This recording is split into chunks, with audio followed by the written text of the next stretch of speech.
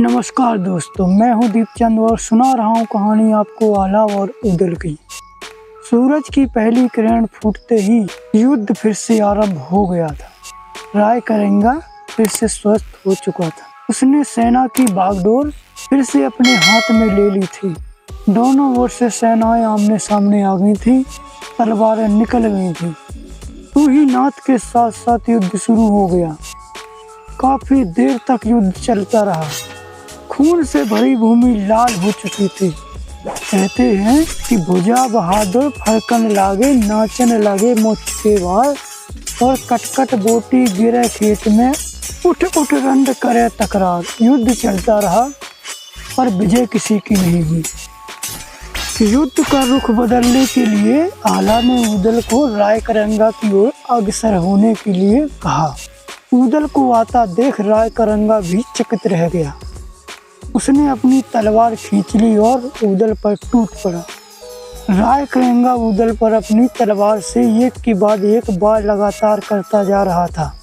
उदल ने उनके दिमाग में अपनी योजना अनुसार रायकरंगा को थका देना चाह रहे थे और उदल अपने आप को बचाते रहे। जैसे ही उदल को महसूस हुआ कि रायकरंगा थोड़ा सा धीमा पड़ा है, और वैसे ही उदल ने लपक कर रायकरंगा के ऊपर ऐसा जोरदार प्रयास किया कि रायकरंगा का सर धड़ से अलग कर दिया।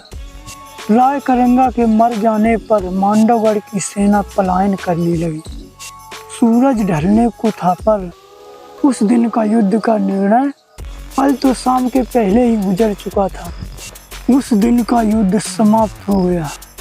उधर युद्ध की गतिविधियों से अनजान आला उदल से ईसा करने वाला उनका मामा माहिल महोबा पहुंच गया, और उसने महोबा के रनवास में पहुंचकर यह खबर दी कि युद्ध में आला और उदल के सरों को काटकर फेंक दिया गया है। यह खबर मिलते ही देवला और मलेना रूपणी दुख से पूरा रनवास विफल हो उठा।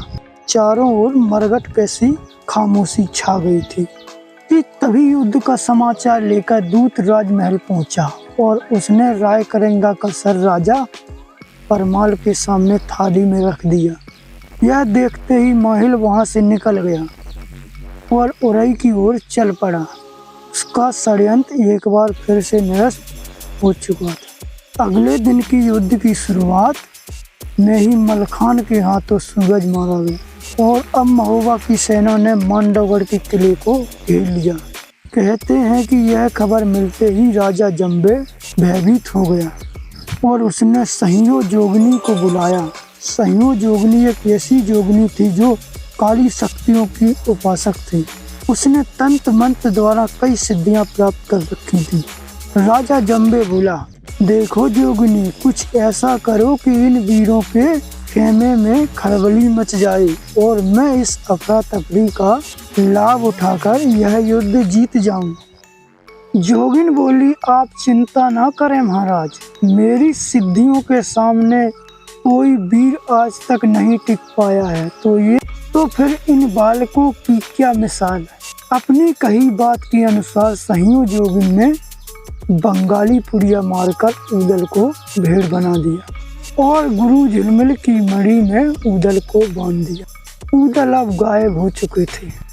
आगे क्या होगा, उदल भेड़ से इंसान बन पाएंगे, ये जानने के लिए मिलते हैं दोस्तों अगली वीडियो में। तब तक के लिए जय हिंद, वंदे मातरम।